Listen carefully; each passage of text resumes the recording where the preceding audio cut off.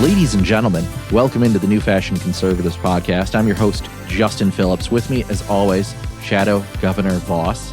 Robin Voss's strongest soldier. And we're staying warm. Hope you are too. We spent a nice day just watching the trees explode here in Waukesha County and have a lot for you tonight on the show.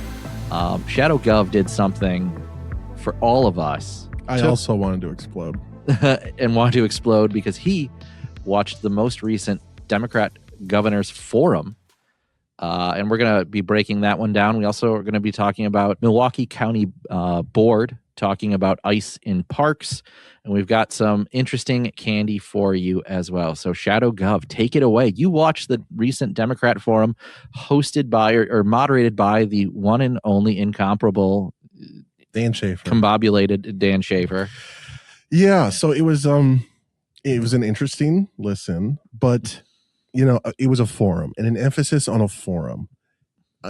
Although Schaefer moderated it, and I'm sure, cutting some people off if they were going long, but it was pretty tame as far as there was no back and forth. They have so many candidates on the stage that they can't even all answer the same question. Mm-hmm. So when they started asking questions, they would only ask like 3 or 4, and then they would go, allow everyone to do an intro. Then they would allow only a few of them to talk about certain topics because there were just so many of them on the stage. So again, this was put on by Main Street Alliance or Main Street Action, which is their political arm. So they were obviously, talking about a lot of business issues, small business issues from the leftist perspective. And they started out with just audience questions that were pre-approved and planned. Again, not that that's a bad thing, but they came up and, read them. And then they had some additional follow-ups that were submitted after the fact from the audience as well. And then Schaefer read them off and again, tried to give as many of them a chance to answer. So, but just wanted to obviously highlight, they all gave their intros and the intros were pretty generic. Okay. It's your talking points, all pre-prepared. A lot of them, you just know that they memorized it. Again, not a bad thing. Being prepared is not a bad thing. And I would also remind people there's the thread. It is on X. Go check it out. Yep. Follow him at Robin_Voss_Stan. He does all the great work there. And if we don't forget to follow us on our main page as well. Yes. And so I really wasn't planning on doing this, but I thought, well, how are the conservatives going to know what's going on? So I bit the bullet. I didn't really watch it live. I watched it after the fact so that I could pause and take some videos. And I'm glad I did because we got Mandela. He said the line. Mandela 2022 is officially back. My mom was a public school teacher and my dad worked third shift is back in full force. Now, obviously, if you've been around for more than a minute, you may know that was kind of a quote that was said many times throughout the campaign, so much so that conservatives memed it into an existence. And now even Jesse I don't want to say he's ashamed of it, but he kind of said it like it was tongue in cheek, like, oh, my mom was a public school teacher, my dad worked third shift. So the consultant talking point, kind of, I don't want to say it worked against him in many ways, but again, he brought it back to, tout the working class values that he's trying to, again, be the champion of the working people, but with a slightly more moderate angle, of course. So that is kind of how at least everything started. And then, so sounds like there were some of the early questions were around healthcare and childcare. And it sounds like Kelda and Francesca Hong weren't really trying to fight for the same oxygen on those. Yes. So if you watch the debate yourself, forum, which is 2 hours, which if you have the stomach for it, go ahead. Which honestly, the first hour really wasn't all that interesting. Again, childcare, healthcare, stuff that's important, but this is pretty standard Democrat talking point stuff. But yes, Kelda and Francesca Hong were conveniently placed right next to each other. And if you watch closely, when the camera's on Kelda, you can just see Hong at the very corner, and her eyes are kind of glaring up, like from above, like the librarian glasses look. and just kind of, I don't want to say scowling, but definitely trying to determine if Kelda is trying to one-up her. And there was definitely a little bit of back and forth of trying to, race to the left on, I'm more progressive. Because, of course, the crowd that's there is probably extremely progressive. So the Joel Brennans of the world, the Missy Hugheses, I don't think that this is really their playground as much, where this is Kelda, this is Hong's, especially like playground where they can really thrive in the moment. But yeah, childcare, healthcare, you guys probably know a lot of it. They want to expand Badger care. They want to expand childcare. Mandela had mentioned even, of course, talking about universal childcare, expanded to universal childcare. Brennan, you'll see Joel Brennan, of course, throughout the debate, talked a lot about Evers, mentioned Evers a lot, trying to, grift off of his, the success in quotes of Evers, even though he was only DOA secretary for a little bit and not for the entirety of the 8 years. So there was a lot of that, a lot of back and forth. They talked about paid family leave, which was, of course, another big thing for Democrats. It sounds like there was, at some point, Dan Schaefer should have just had them all raise their hand if they wanted to, enact paid family leave, enact, Medicare expansion, eliminate the manufacturing and agriculture tax credits, just show of hands, and they could have gotten the real meat, I guess, a lot quicker. Yeah, no one really differentiated themselves all that much through some of these talking points. There was definitely some moments here and there where you can tell, like Mandela. It's very clear now, though, that Sarah and Mandela are kind of in the same lane, although Mandela is slightly more progressive, but Sarah's not far behind. Kelda and Fran are way out left. Right. Then Joel and Missy kind of definitely in the middle. Like that's carve out that. Yeah. There's 2, 2, 2 in all of those sections, which can we talk about that just for 1 second? Yeah, go because ahead. I want to shift just slightly. In Virginia, Abigail Spanbauer recently inaugurated, sworn in as governor, and she ran as that moderate, quote unquote, that problem solver. She was the quote unquote most bipartisan member of Congress. She worked in CIA or intelligence. And so she, obviously, if you have to be pretty smart to do that, and you have to really see all sides of something to work in that. And then she signs 10 or so executive orders that are, the Communist Manifesto at warp speed. Oh, this is exactly what happened in Minnesota when they had unified control. Yeah. Same thing is happening in Virginia. And so I just want to talk about that. Like, even if we're saying they're running as moderates, don't hear what we're not saying. They aren't moderates. On day one, Missy and Joel Brennan, should they unfortunately get elected, which I, of course, hope doesn't happen, they will implement the same plan that Kelda or Francesca will do through executive orders on day one. Like, there's going to be no there's going to be no difference in those ones, regardless of who's in. And again, that's why I want Tom Tiffany or Josh Schoeman to win the governorship. But we need to just mention that when we say they're running as moderates, know that there's still going to be Democrat. Yeah, there isn't. Exactly. Yeah, they'll do the Joel Brennans and the Missy Hughes of the world have a much better chance of winning a general election, but they probably can't get through a primary. But again, that is still very hypothetical, and there's a lot of game left to be played. It is only late January at this point, and we saw the fundraising numbers from last week. And like you said, pretty much anyone's game. They're any of them are one viral moment away from taking a significant lead in the polls. And I didn't really see necessarily a viral moment from this, although it was interesting, kind of the one-upping from the progressive side of things, where they were talking about paid family leave, and Rodriguez, of course, touted Evers' budget for the first time, even though she had nothing to do with it, and he actually threw her under the bus during that whole process. But she, offers no detail. Francesca authored a bill and she brought out some specifics, actually, which gave her some credibility.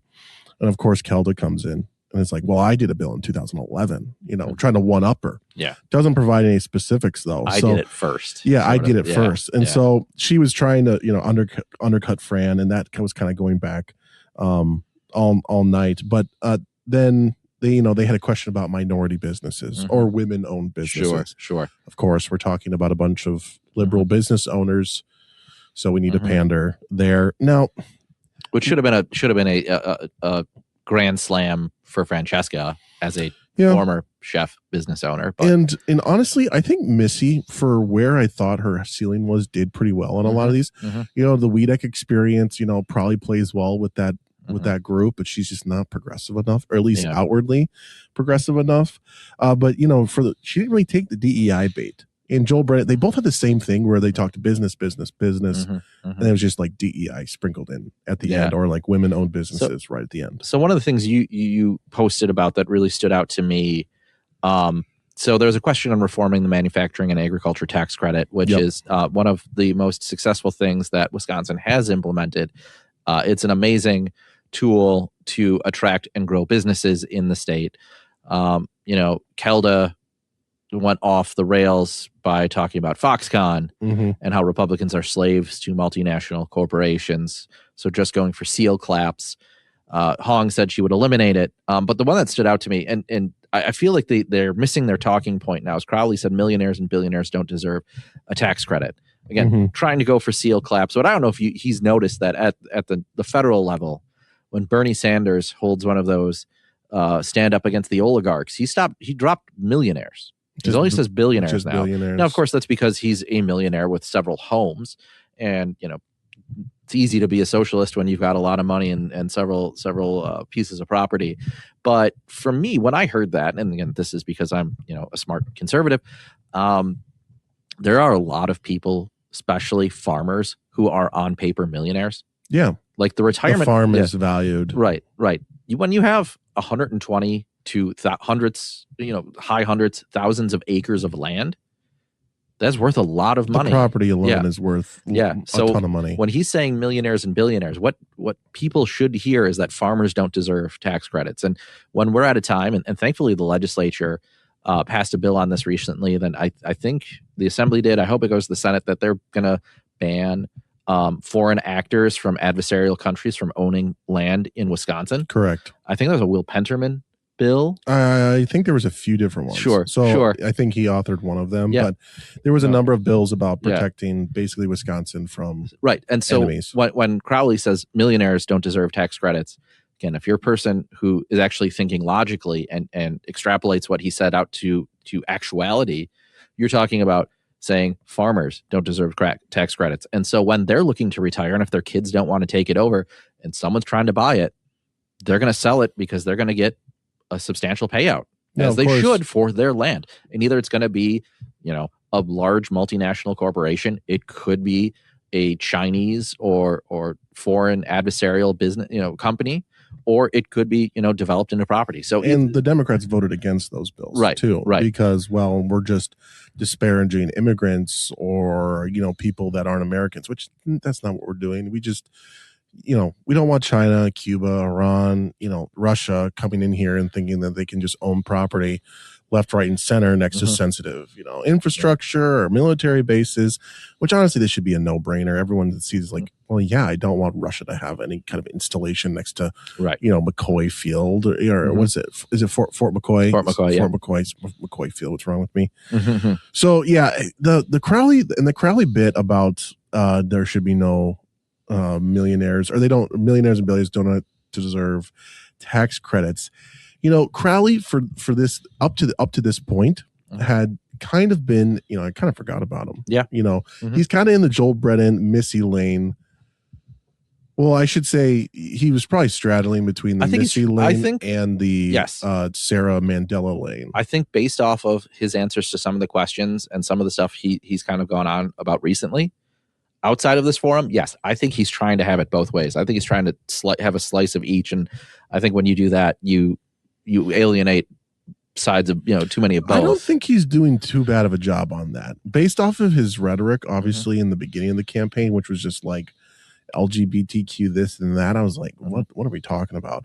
But this is more of the politician that we see in David Crowley, where he can talk about his blue ribbon commission and how we need to bring people together to reevaluate how we fund Wisconsin, which is just a long way of saying how can we increase taxes. That's all that is. But this is kind of his, you know, all right, the, you know, Kelda and Fran, they're going to be staked down the far left, but I need to shore up my bona fides here a little bit as far as the left thinking that I'm not some super moderate a little bit. So this was kind of his way of, getting, he mentioned, he name dropped Walker. Yeah. We need to repeal the Walker business, pro-business, anti-Wisconsin legislation, and that got some whoops. There wasn't a whole lot of audience involvement either. It's pretty quiet. Well, that could get a whoop, but it doesn't actually mean anything. But the one that I stood out from there again that you posted on your thread was Sarah saying, "Yeah, I agree with the rest of the folks," as a way to answer things. Of course, she has not actually had a original thought in any of this, and hasn't had to in her 4 years as lieutenant governor. It sounds like every candidate really that was asked about it fumbled a question on the Public Service Commission and increasing utility rates. It was eerily similar how they all basically said, and maybe, I'm not necessarily, well, the thing is Hong didn't mention it, or Hong didn't answer it, because again, they only have so many people to answer. So this was a Brennan question, a Missy question, where they talked about PSC. And again, they didn't say, the question was very specific on how are you going to ensure that the employees at PSC benefit Wisconsinites and not the large utility companies, and just not giving them rate increases after rate increases. And then you suddenly take a job with one of these big companies because, well, you gave us all that money. Here's our payback. You get to become a high level executive, in one of these companies for scratching our back, which is just, not great politics at all. And they didn't answer. They didn't really answer it. They're just like, oh, we're going to protect Wisconsinites. I mean, to be fair, it is kind of a hard question. Like, how do you pick someone that's not corrupt? Well, I'm not going to pick someone that's corrupt. Okay. Yeah. So it's kind of hard to answer, but I didn't think they were all that impressive. Joel Brennan talked about how the state Senate, not confirming PSC commissioners, and they can just get rid of people on a whim, and yada yada yada. So, but the one that stood out to me from that was Missy talking about her experience at WEDC renegotiating the Foxconn deal, and I want to talk about this at length because as someone who worked in the legislature and at WEDC in the early days of the Foxconn deal, I want to give the listeners a little bit of history because, I had the pleasure of hanging out with some listeners last night, Thursday night at a YR event. And, it was so good to hear from all of them. And I want to thank them first off for coming up to me saying, I love the show. It's my favorite thing to listen to on Monday. And, asking us to do more episodes. And it's great to hear all that. And so thank you for that. But, yes. I noticed when I was talking to some of those folks, they weren't in the building when some of this was going down. So I want to give a little history to the Foxconn thing, and why Missy's answer is much worse than it is. And I think we should talk about it as long as we can until someone like Kelda or Francesca realizes that this is actually something they should hit Missy on if they want to go that route. But so the Foxconn deal, if you will, was negotiated by the Walker administration, the Trump administration, and Hanhai Industries, which is Foxconn. It was announced in 2017. So by the end of 2017, there was a bill that had passed the legislature creating, quote unquote, the Foxconn deal, which is for the promises of, I think it was like 13,000 jobs and 6 or 8 billion in investment. You'll unlock tax credits. And as you hit these benchmarks, these milestones, you'll unlock these tax credits. Well, the Foxconn deal, Foxconn did not deliver on their promise of 13,000 jobs and again, billions of dollars in investment. I think it's ended up being about 1,300 jobs and hundreds of millions in investment, which still a lot. Still, let me be clear. It's still a very good investment for Wisconsin. Which the liberals, of course, will say that, oh, this is the worst. Like we've crippled Wisconsin. It's like we got a great highway between Chicago and Milwaukee. And so there's kind of two groups of people that can, haven't I told you so on that one? It's the Republicans from, I think, mostly in northern Wisconsin didn't vote for it. And I don't blame them because they got no financial impact from something that's basically on the Chicago, Milwaukee area. And then, of course, the Democrats that voted against because it was going to be a bad deal and all these sort of things. But in reality, there's still some jobs there. not as many, but they're still making stuff down there. It's not like there's nothing. It's not like it's a ghost town. And of course, now I think Microsoft's looked at the site. They're looking to invest. I know we know that there's tunnels that lead there. Yes, exactly. I know there were seen tunnels that lead to the Foxconn Dome, where the Aaron Rodgers body double was actually made and produced there. And then that tunnel goes all the way to S.E. Johnson, I believe. Yep, too, right? And that's actually where the ballots from the Dominion voting system are actually printed down in the ballots in the tunnels underneath the Foxconn Dome. Next to O&H. Yep, Danish. Correct. Sorry, we'll have to do a separate episode on that. Yeah. That was a complete sidebar. No, but if you're confused, it's good. Yeah, you'll learn. But since Foxconn's been there, Microsoft has looked at the site. I think either NVIDIA or Intel has also looked at the site. Like, it's attracting things. So overall, it, I think, has been a net neutral to lean positive for the state. But Missy said she was going to negotiate the deal. So what they said was they were, quote unquote, right-sizing the deal. And so for them, they took a Foxconn deal, which was a legislative deal that was voted on by the legislature to allow this size of project and the parameters around it, because WEDC does not have anything of that size. They have what is called an enterprise zone. So what they did was right-size it and make Foxconn an enterprise zone. So what it did, and Foxconn loved this too, meant they, in 2021, after, was that 3 years? 4 years. Of not unlocking a single tax credit, started getting tax credits and started getting back tax credits. So for Missy to be like, yeah, I renegotiated the deal and made it good for Wisconsin. No, you didn't. The deal was set up so Foxconn had to hit these parameters. They weren't hitting them. They never got them. They would never have gotten tax credits until Missy came in and right-sized the deal. So I just don't get the incentive. So here you have for even right-sizing it. Like, we had a deal. You didn't meet the thresholds of the deal. Therefore, the deal was not met. Yep. Then it's like, oh, let's just lower the bar all the way so you get the. Let's put into one of WEDC's traditional programs. Let it hit those traditional metrics. Let them unlock tax credits. So she is in fact giving tax credits to those multinational billionaire corporations that Hong was railing against. Yeah. And so now, granted, I don't think Missy's that much of a threat for them to go after her like that. But if for whatever reason, if Missy is pulling at like 25% or something insane like that, why wouldn't you hit her on you literally gave tax credits to these international businesses that didn't deserve it. Exactly. To again, a billionaire, the former CEO is a billionaire who is like the Taiwanese Trump. Yes. Like, ran for president twice in Taiwan, and that's a whole other thing. But he's from Wisconsin. He graduated UW-Madison. So I didn't know that. It's a nice little. There was a connection. There was a reason why Foxconn was attracted to here. But yeah, why would you think in the long run that no one besides us is going to fact check Missy's comments about these? Again, giving a multinational corporation of millions of dollars in tax credits, again, when you're running as a progressive or when you're trying to court these progressive voters. So I just don't also get really the incentive for Evers wanting to renegotiate that before an election year. Does he want to just have a win? I don't like saying, oh, we fixed the mess up of the previous admin. We did stuff. That was something he ran on, but by now that's completely forgettable. Yeah, when he ran on that, it was 2022, so before COVID. Come on, that's not something you really want to tout 8 years later. But moving on to the next question that really stood out, the one answer from Francesca Hong that I think really stood out was about teachers and funding public schools. She said she would repeal Act 10. Now, that's not anything new. And I actually think I messed up the quote. She said she'd put a stake in Act 10, which is repealing it. But I think in the moment I put repeal. But her exact quote was put a stake in Act 10. But as you said, it would bankrupt school districts. It would put a strong financial strain on many local communities that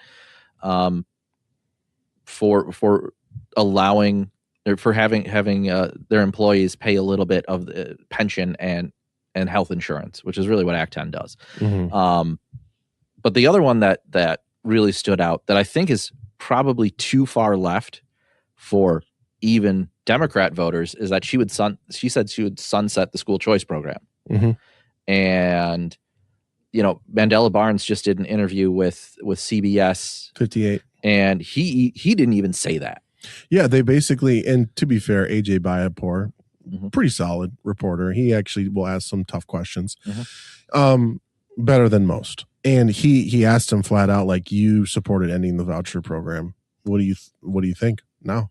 And he danced around it, right? Which in political speak is, I understand that I took a progressive view. That progressive view is hurting me politically. Therefore, I'm going to say something that makes it kind of sound like I don't support vouchers, but I'm not going to explicitly say that I don't. Therefore, it can't be used against me. Now, mind you, if he were elected, he'd probably still try to curtail it somehow, but maybe not outright. Which think about that as a moral victory. That like school choice is so popular that even Mandela Barnes has to like be quote unquote a moderate centrist on this position. Can't take the far left position that Francesca's carved out. Yeah, and he's not saying like, oh, voucher schools are like so great or anything, but I think it's a huge moral victory for basically education policy for the right, because frankly, conservatives have sucked on education policy generally, not recently, but like in the past, which is why basically, the entire left runs all the university systems and the public school systems, and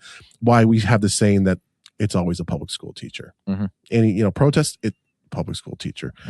So it's a huge victory to have Mandela having to kind of move back on that. But yes, Hong, putting her left-wing flag, and this is kind of, I think, at least in response to Crowley's comments about millionaires and billionaires, because Francesca Hong, about the ag credit, the man in ag credit, she said, well, I do think that they can have tax credits, but, and then put a qualifier. And then Crowley just came and said, no, they don't need a tax credit. So Crowley got to the left of her, okay? And she's probably like, nope, not happening again. So she's like, absolutely not. And of course, Crowley also said all the stuff about Walker, which got a lot of applause. So she went in with the Act 10, Walker stuff, and got a lot. That was probably the biggest applause of the night, I would say. And really, we of course we dip into Kelda, who then said basically the same thing, that, we haven't funded public education adequately for 30 years. And we're denying the constitutional right to education because of lack of funding. And again, I fought against Act 10 in 2011 when I was in the assembly and I was just a young whippersnapper. That meant she was going to hang out with all of the protesters that were getting free Ian's pizza for occupying. Or like peeing in the hallways of the Capitol. You want to talk about January 6th as a thing? Look back at what the Democrats did. Look at the pictures in 2011. The out-of-state protesters, they did it before it was cool, And of course, Kelda also called the voucher school scams. Yeah. So again, Franny and Kelda once again fighting for every position possible. And I think the easiest question, of course, though, came from the audience, which was, will you increase taxes on the wealthiest? Not surprisingly, Missy Joel Brennan basically danced around the entire issue because, again, that's their lane. And they also know that, like, that's also their donors. Yeah. Or it's at least it's Joel Brennan's donors. Yeah. Which I had mentioned in the thread. I was like, he worked in his DOA experience with Evers and says he wasn't popular in Madison because of what he did as DOA. And I'm like, he wasn't popular in Madison because he shut down schools and businesses and and churches for COVID.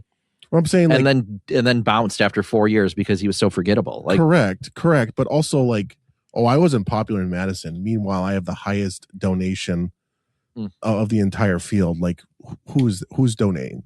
Right. Big business people, lobbyists. Again, not all, but clearly very wealthy it's people. Kevin Conroy, his wife, and his friends. So it's all the exact sciences money getting involved in this one. Yeah, and Mandela, this was an easy one. He put this video up on his own social media saying, "Yep, I'll tax the wealthiest. I'll stake that flag, not a problem." And again, they used it in his own promotional material. But by this time, Mandela kind of found his rhythm a little bit. He was kind of feeling himself a little bit, and which that kind of leads to the culmination. I mean, there's a lot in there, and we could Mhm. have a mini show on pretty much any of these Mhm. topics. But then it kind of gets to the last question, which Yes. was, and I'm going to give this as a exact quote, Mhm. or about an exact quote as I could possibly get. Mhm. Last question, quote, given the events in Minneapolis, how will you communicate and position yourself to strike the right balance of maintaining law and order and avoid being positioned by the right as being soft on crime while ensuring that the state's citizens' rights won't be infringed upon by the federal government? So, like, first of all, talk about a hell of a question. This might, like, honestly, kudos to Dan Schaefer on this one. I'll give it to you. Like, this is a doozy of a question, because how do you oppose ICE but basically don't act like you're crazy easy on criminals? But and this is the Main Street Business Alliance, and half of their businesses are in downtown Milwaukee. And so how will you make sure that we don't have to board up our windows and bar our doors while the protesters come and try to loot our stores? To be fair, though, the George Floyd protests and the Minneapolis ICE protests are just very different. That's true. One of them is all boomers and awfuls, and one are just people that want to loot Nike stores. Yep. So, like, it's just completely different situations. But that doesn't mean that violence doesn't happen at either. But so this is, first of all, how does it just think about this? How do you strike the balance of maintain law and order and avoiding being soft on crime from the position? I mean, because the left is naturally now pro-criminal. Yeah. It's an untenable situation. Yeah. And frankly, Tony Evers is the only one that seems to be the voice of reason here, which is like when he told last week, obviously we talked about it, how he said, Sarah, you can't do that. You can't hold ICE agents civilly liable for doing their job. So credit Scott Kelly posted this actually just recently. I think he was replying to one of your posts or quote tweeted it saying that federal employees in doing their job can't be held civilly liable. Yeah, I mean, so it's pretty clear cut. It's pretty. But yeah, we need to play a couple of clips here. So let's first let's play Kelda's answer to that one, because I think again hits on some of the stuff we just started talking about. This is the single biggest threat that our country is facing right now. Donald Trump and his authoritarian Republican regime have unleashed a violent, unaccountable, lawless paramilitary force on American streets, weaponized against all of us, all Americans. Every one of us is at risk because of this. We need to stand with the communities that are currently under siege, including our neighbors in Minnesota. But we also need to make sure that we elect a governor who will do everything in her power to stop this and protect us from harm, and hold every single ICE agent and every single enabler who breaks our laws fully accountable. And I am talking about civil liability, and I am talking about criminal liability. You cannot come into our state, no matter what badge or what permission you have been given, and break our laws and brutalize our people and get away with it. Absolutely not. And my colleagues talked about the legislative packages and some of the reforms that we need, and we absolutely do. But you know, I think people are frustrated with Democrats sometimes because they see what the Republicans are getting away with, what they are allowing to happen, and they don't see Democrats standing up and fighting. As your governor, I will be delivering real results for you, just as I have in the legislature, being outspoken, holding Republicans accountable, and demanding real accountability for ICE. Thank you. She lost her steam at the end there. Yeah, just a little bit. But honestly, you know, that's pretty solid. Yeah, I mean, you know, but also let's be clear: the biggest threat facing the American people right now are not ICE agents, but actually female liberals who like have a Kelda Roy. Have a death wish. Yeah. And their target is the American Republic, pretty much. Yeah. Yeah. And my favorite part about this is that we need to hold each and every ICE officer accountable, civil liability and criminal, and every enabler. What does that mean? Every enabler? I'm an enabler. Yeah. I definitely am enabling. I want to enable ICE. Yes, I would like to be in ICE. You know how many times I've looked at the DHS website and I've looked at Apply Now, and it's been you know, you've seen Spider-Man 1, of course, right? Yeah. Where this is after Osborne dies. Mhm. And then Harry's looking at the mask. You know how much I've sacrificed for you? And he's, having the back and forth. No, I can't. No, embrace your true destiny. Like that's what the DHS application does to me. Yeah. No, I saw this one. I think there was a Back the Blue group that posted that they were like providing incorrect information and getting in on the anti-ICE protests and leading them in the wrong direction so ICE could do their job without interference. And I want to know how I get to be a part of that. I want to be one of those people that goes on Reddit and tells that there's going to be an ICE raid at certain block at certain time, and have it be on the absolute opposite side of town from where it's actually going on. So I guess that makes me an enabler too. So I'm going to be held civilly or criminally liable according to Kelda. Well, yeah, and definitely if there are ICE hotlines, I highly encourage people not to actually do that. Mm-hmm. Yeah, right. Yeah. So just because it causes confusion and I don't know, it might disrupt them in their actions of trying to disrupt ICE officials, kind of like Greg Bovino, which absolute patriot, first of all. And actually, I would like to state, I've been following this guy for years. During the Biden admin, I was following this guy because I just knew it was like, this guy's the real deal. And he has been an absolute patriot. You know what he does? He goes around, he becomes super visible. He attracts like a moth to a flame. The liberals just flock to him and they harass him. Meanwhile, everyone else can go around and do the operations while they all harass him. So what an absolute patriot. We love Greg Bovino. But Kelda Roys, there's something about Kelda, like she is a full believer, leftist, full communist, full awful. But there's something about her that just comes off too politician-y.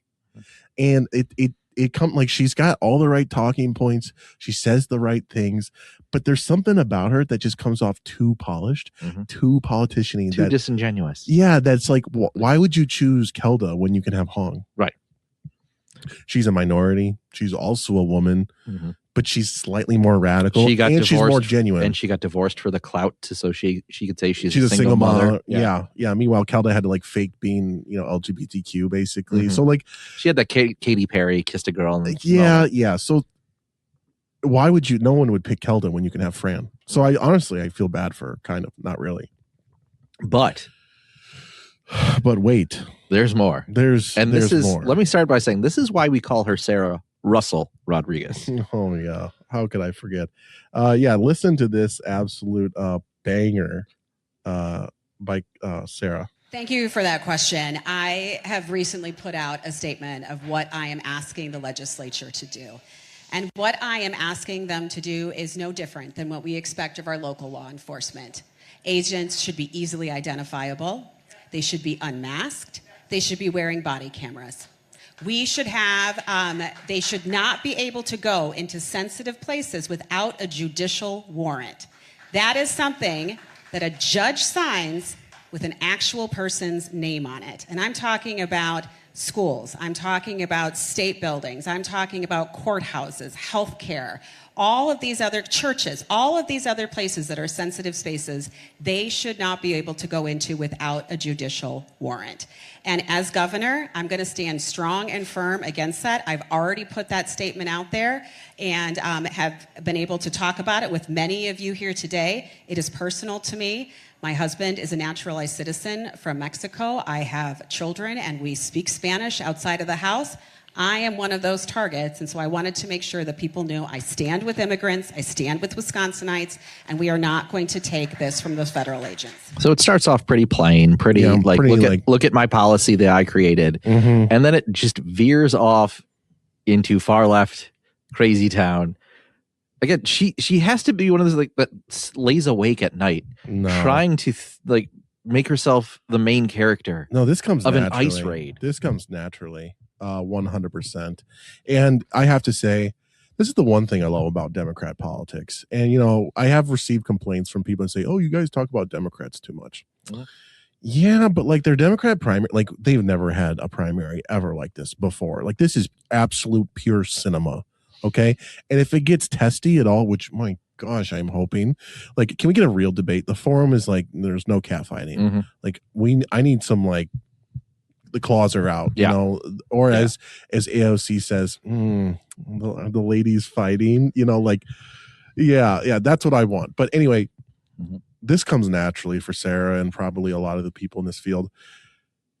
Just to shamelessly say, yes, ICE is coming after me because I have the last name Rodriguez, even though I'm whiter than Mayo, you know, like, they're coming after me because I'm an illegal. Like, what are She we speaks talking Spanish about? at home, as in Give me a break. margarita and muy bueno. I'm sorry, but if you're, on the, like, you live in Brookfield, lady. Okay. First of all, like, you live in Brookfield, you're not the target demographic. And she hasn't even rolled her R's yet and hasn't created one of those, that Spanish lisp.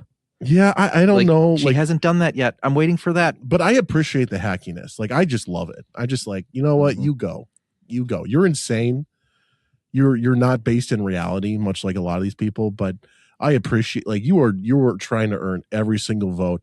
And to be fair, no one else can really claim that they're a victim to ICE other than her, you know. Even though she's not, and it's completely in her head victimhood, but great work on Sarah's part if you're a Democrat primary voter. And great work to you, Shadow Gov, for taking the time to listen to the Democrat forum. It was exhausting. And go through and live tweet the entire thing for us. We are forever in your debt. Well, thank you. I do appreciate it. I did want to mention real quick, although those are the kind of the videos that matter the most. We did want to note that Mandela did not say to abolish ICE, even though he's worn the shirt. He's worn, or he had the shirt, you know, and everything. So that's another policy that he's kind of tried to roll back, even though he's going to get hit on it regardless.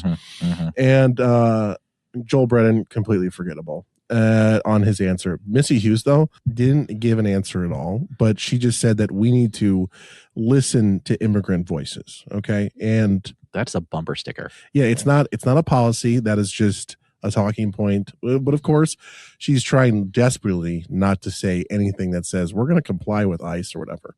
Also, there was a good comment that did state from listener Dan Lennington, at least I think he is, maybe it is.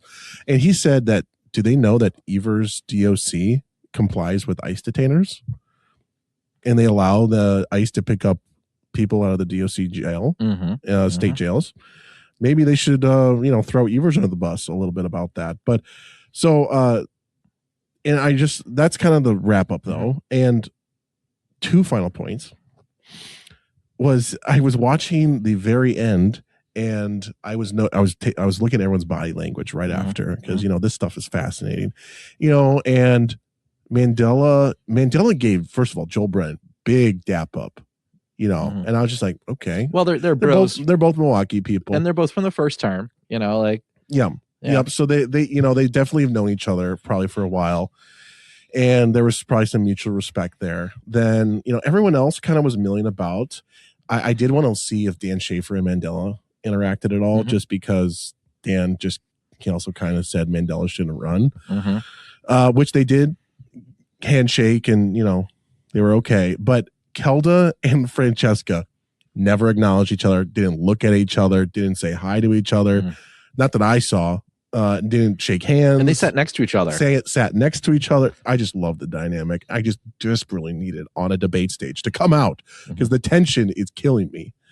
Do you remember in 2016 when the Republicans had so many candidates for president that they had to do the 2 tiers? Yeah. We need just split it by the sexes. We need the girls tier and the guys tier. And we need to have Sarah Russell Rodriguez, Missy Hughes, Kelda, and Francesca all going at it in a debate. And the very last thing actually that I wanted to mention was I did like a kind of a post debate stock report, I guess. Yes. And give us the final thoughts, where I thought Mandela did what he needed to do. So I gave him an increasing political stock report, where he didn't necessarily run to the left, but he still kind of has some bona fides from 2022. But I thought he more or less didn't hurt himself, so I consider that a positive. Sarah Rodriguez, I think, kind of didn't help herself all that much. I thought she was just largely forgettable. There wasn't, maybe the victimhood about ICE maybe gets her some points because that was the question that everyone wanted to hear an answer to. That was really the most important answer, which is why I showed the videos of all the candidates, which you can again check out on X. David Crowley gave him some bonus points just because he did some actual progressive speaking instead of just kind of this moderate blue ribbon commission crap that I absolutely detest. So I thought that was good for him. Kelda Royce, 2 thumbs down, like really just said all the right things, but it's just not there. Fran is just, I'm sorry, like she just takes, eats her lunch. Like there's nothing she can do about it. They earned about the same, or they both raised about the same amount of money. Like it's just not great. And then Missy Hughes, I kind of gave like a down and up and a down because she's kind of like this moderate, supposedly, but then she had some good answers. I thought like she was pretty well spoken, I thought. But at the same time, like I came back to reality, like she just doesn't have a viable, place. So I kind of gave her a net 0 essentially. Joel Brennan, I gave less even because I thought he was well spoken like Missy, but he's not a woman. Yeah, and he's just a generic white dude. Mm-hmm. I'm sorry, like you're in the Democrat Party. Like, sorry, Chris Larson, you want to be governor, you want to be mayor of Milwaukee, you want to be county exec, but guess what? You're just a generic white dude that just screams online. You are the lowest tier of DEI candidate. Yeah, you're the most privileged in the Democrat Party. Therefore, I just don't see them going for like a Tony Evers basically wannabe. Right. And even if Joel Brennan doesn't even like Tony Evers, like that's what he's positioning himself to be because no one else is really in the Tony Evers lane. Missy Hughes isn't even talking about that. Mm-hmm. She only talks about Weedeck, but aside from Evers, where Missy Hughes at least is a woman and a lesbian. Dresses like a Bond villain. Is she is a lesbian, right? No. Okay. Well, I feel bad. Well, no, she looks like a lesbian. I say a Bond villain, but okay. Bond villain. We'll post some photos. Christoph Waltz does not look like Missy Hughes. She's got like really like. No, I'm not gonna be that mean. But her hair, it's like long, short, long. It's like really long, short hair. Mm-hmm. But she wears it like someone that drives a Subaru Outback. Okay, that's all I'm gonna say. And then Francesca Hong, I gave her 2 thumbs up because I think she can't allow anyone to get to the left of her.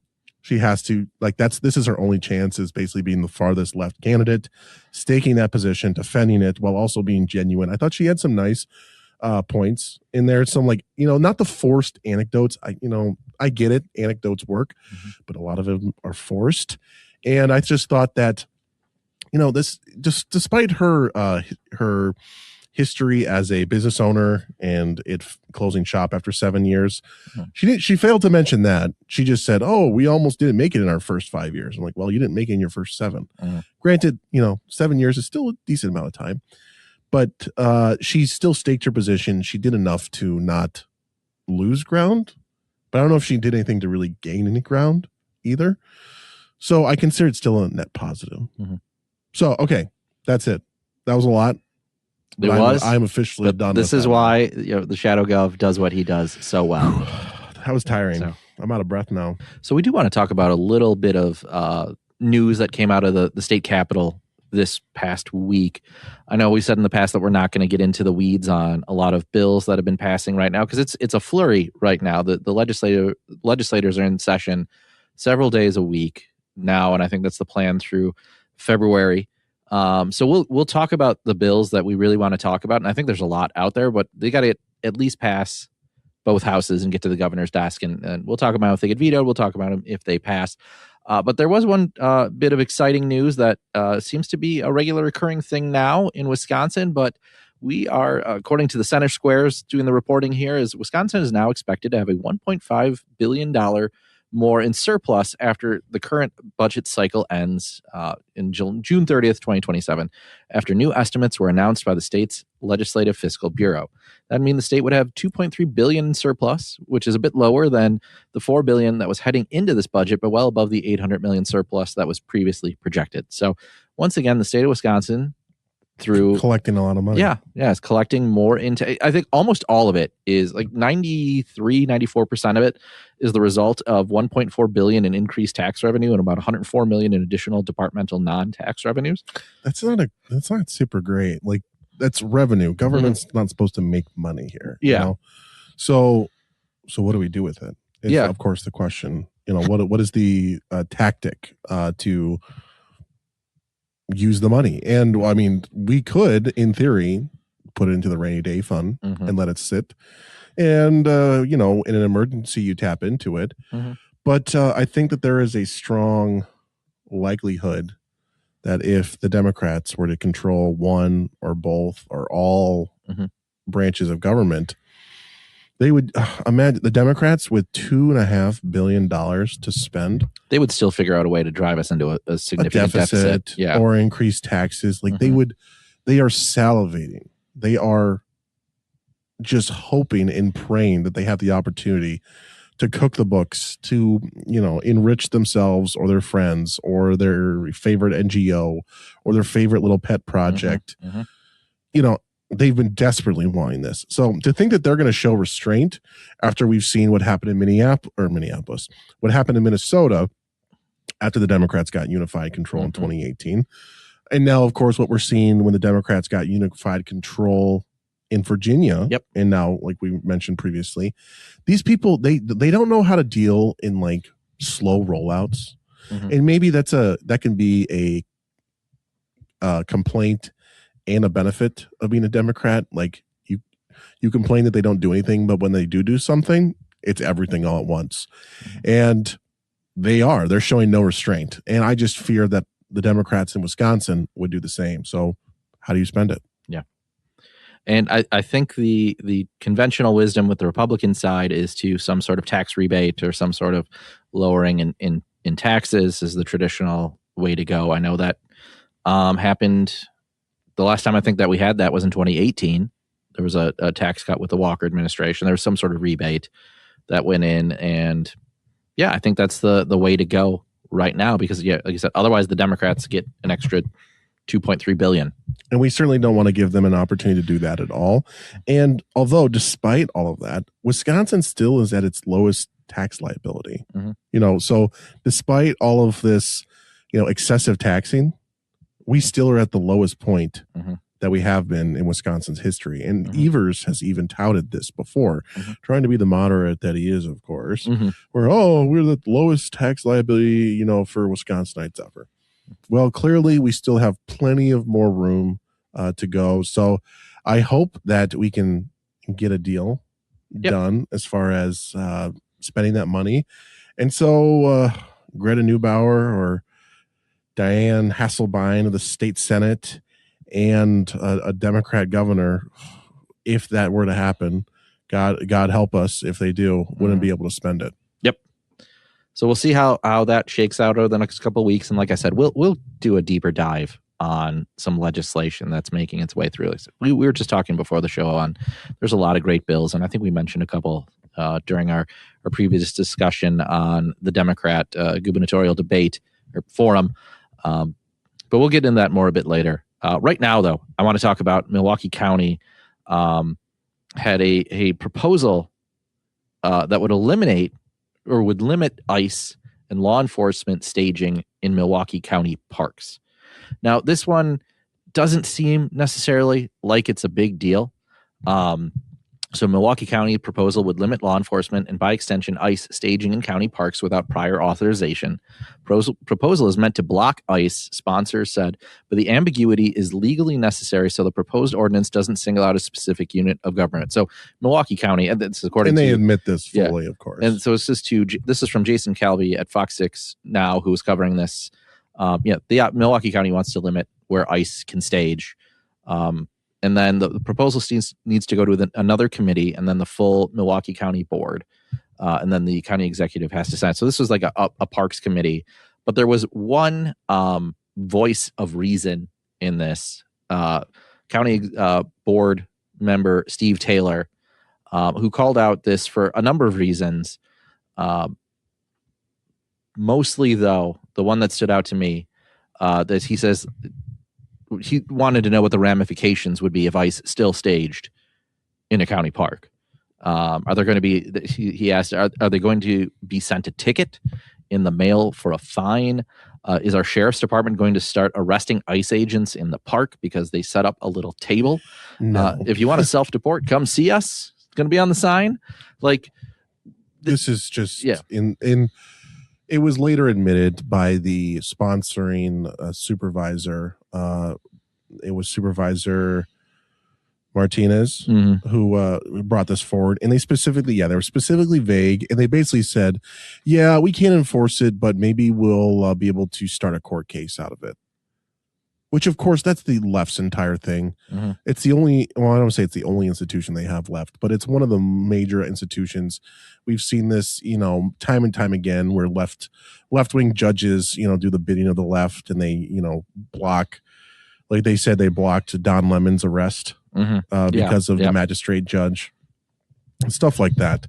So this is their, other tactic, is just fighting in the courts and trying to hamstring the administration any way they can. But again, the left, at least in Milwaukee, now they're probably rightfully a little scared, and they should be probably, but there isn't any indication that ICE is going to start ramping up major operations in Milwaukee. Now, I counter that, though, with ICE does have a facility. First of all, they have the facility downtown in MSOE campus. You can walk right by it, right next to the MSOE campus. But they bought the property out in northwest Milwaukee, right next to the freeway, probably nice access. It was like an old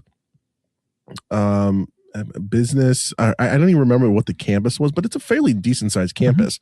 But they have been retrofitting that building with security measures, probably sally ports, reinforced windows, glass, other security measures. And that construction has been going on for some time now. So that's, and I'm pretty sure, if I remember correctly, that's also been something that was even happening before. Trump admin. I remember we talked about this in one of our earlier shows. I think like one of our first shows. Yeah, it's been a while. But so that's something that's been going on for a while. But maybe when that's done, they'll ramp up operations. But again, everything is so focused on Minneapolis and just absolutely subduing that absolute hellhole of a city right now. And so send all the resources there.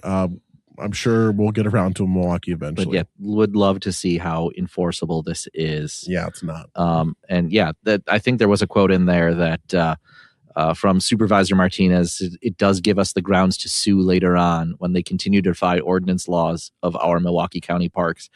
Good luck there. And of course, like you said, it's going to go to some circuit court judge here in Milwaukee, in the area. It'll, ICE will be struck down. It'll get immediately appealed to a higher level, and that'll get struck down. Like that'll get kicked back. And so ICE will be able to do whatever it wants and needs to as a federal law enforcement organization just after a couple of quick court cases. So let's get to a little bit of candy. This one came to us from, I think it was Dan O'Donnell first posted about it, but I went and read the Milwaukee Journal-Sentinel op-ed. And so for those who don't know, and maybe so apparently anyone can get on that page. So this is a Jane Hamilton writing in a special to the Milwaukee Journal-Sentinel. So the Journal does this. I don't know if you notice, and for those who have completely started to ignore it, the only time they ever get clicks and interaction on X and Facebook is when they post a letter from some crackpot on the left, and then everyone gets rage baited into it, and that's the only reason the Journal-Sentinel's X account exists now. But this woman, Jane Hamilton, wrote an essay on calling Brian Stiles' office 285 days in the first year of the Trump administration. Incredible. So she took the time to spend regularly calling and writing her representative, Congressman Brian Stiles. Has tried to attend one of his in-person town halls and observe interactions.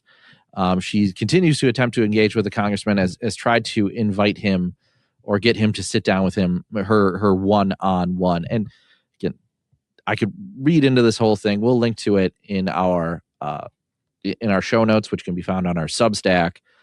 But the aides to Stiles' office nearly always answered her. So Brian Style probably gets hundreds of constituent contacts every day. Thousands and thousands and thousands of, Mm-hmm. and Brian Style even replied to this post, and he said, "Our office has responded to 150,000 emails, calls, every kind of contact imaginable, and we've responded to all those." Which, dude, that is a ton. And so do the math. 150,000 divided by what, 1 year? I mean, that is a significant amount of people that they are responding to, this woman included. So that's roughly 400 types of contacts a day, which is a lot. So, and of course, this lady though is promoting. Yeah. So this is the thing that really threw me is, I kind of breezed through this article, but got down to her signature line. It said, Jane Hamilton's most recent novel is The Phoebe Variations. So this entire thing she wrote as a way to promote the fact that she is an author who had a book that was on Oprah's book club like 15 years ago and now has a new book out. So she decided to promote her book by calling Brian Stiles' office, or writing his office 285 straight days, and just the worst strategy to promote a book I could possibly think of. Well, and I mean, sure, honestly, that might work pretty decently because you rage bait the liberals in the she's got a book. Maybe she's pretty good. I mean, this is how liberals act. They're not going to try to get they understand that Republicans have money too, but they don't want our money. So this is just, I mean, hey, you want to call your congressman 285 times, more power to you. But no sane person that actually has a life pays a mortgage, rent, worrying about the paychecks, is calling Congress this many times. Right.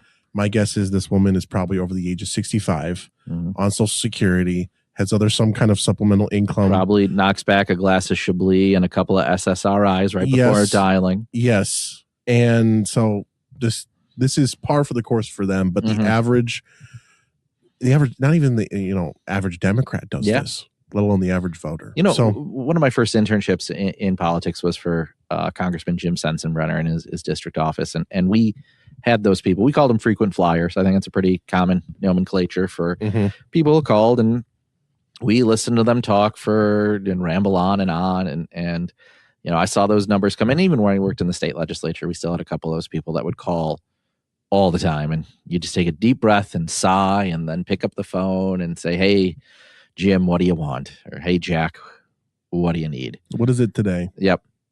And you just, listen to them for 15 minutes and try 15 soul cleaving minutes, listening to someone rant about nothing in particular. And then you get on with your day. And then you become a little bit of a pun for everyone else. So next bit of candy, I want to congratulate a member of the state Senate, not just for announcing that he's going to not run for re-election. He's going to retire after years of public service, but now because he's a billionaire. So Waukesha County jury, this is according to the Waukesha Freeman, a jury awarded State Senator Rob Hutton $3.46 billion in damages in a civil suit. So he sued. So he read the whole story again. So Waukesha County jury on Friday awarded State Senator Rob Hutton and his wife more than $3.6 billion in damages because of claims that a dehumidifier made by a Chinese manufacturer, which had been subject to product recalls, spontaneously combusted in 2020, damaging their Brookfield home in a fire. Hutton sued MJC America Ltd, Gree USA Hong Kong, Gree Electric Appliance Sales, and Gree Electric Appliance Sales of Zhuhai in 2023, alleging claims the product liability and negligence. The trial opened on Monday, ended on Friday, with the jury finding the companies negligent and awarding them $3.46 billion in punitive damages. Now, in reality,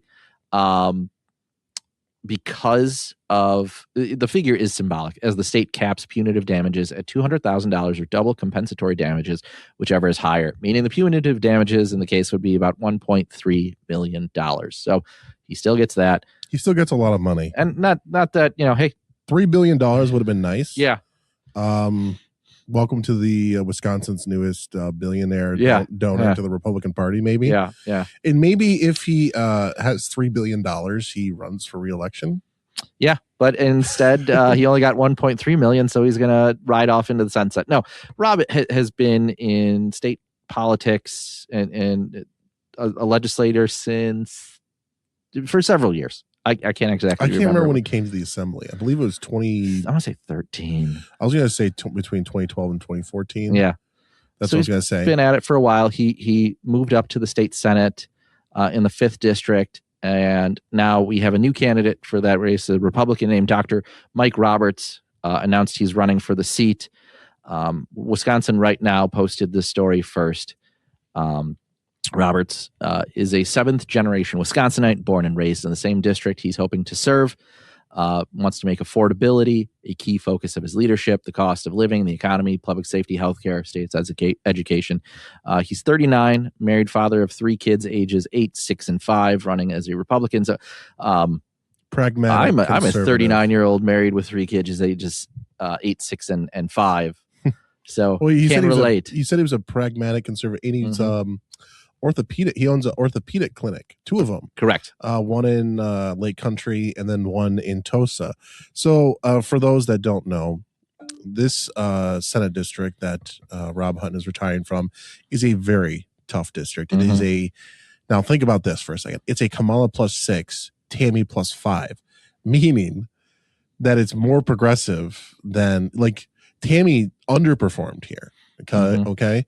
That Kamala, who was more progressive, did better. And usually Tammy's the more, electoral juggernaut. But apparently she's too moderate for some people in Tosa, which is wild to think.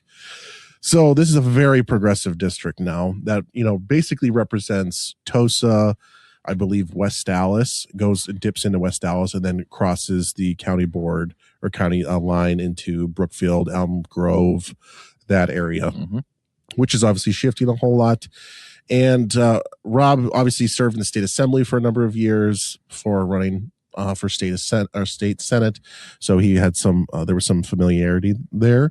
But this is a very interesting race because Robin Vining, who is the quintessential Wauwatosa, like if Wauwatosa were a person, it would be Robin Vining, who is a awful as well as a pastor, I believe, as well. Quote unquote fake pastor. Yeah, that's not real. Social justice, love is love, no human is illegal.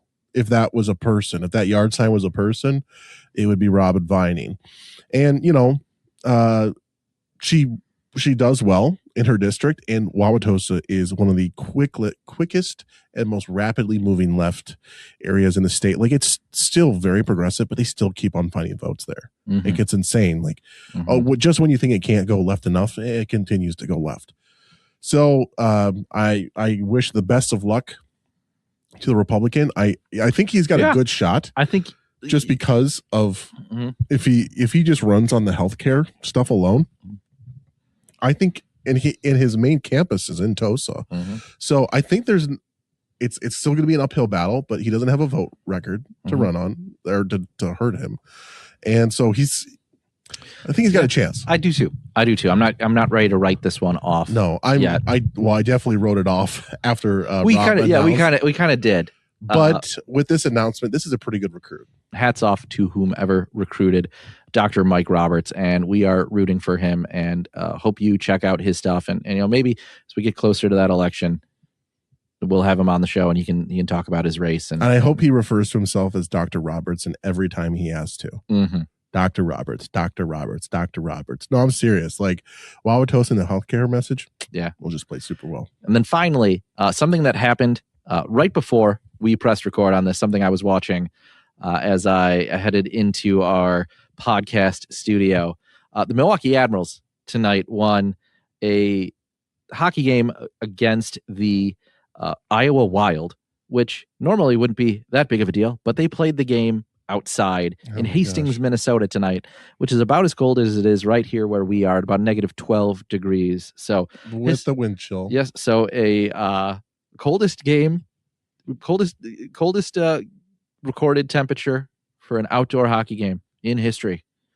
I mean, you're hitting people left and right. You're, you're speeding fast. You got the wind in your face. I mean, it's got to be just miserable. Like how is that even allowable? Like it's got to be, there's got to be some kind of help. Well, you wear gloves. Yeah. It's a lot of layers. I mean, the thing is about you go outside for like 10 seconds and your hands just freeze up. So I don't know. I mean, God bless them. They all survived. So and hats off to anyone who braved the weather to watch them. To watch any bit of that game. I watched it on TV and encourage you to as well. With that, folks, hope you enjoyed the episode. Hope you enjoyed Shadow Gov's breakdown of the Dem forum, and hope you have a good Monday and a good week.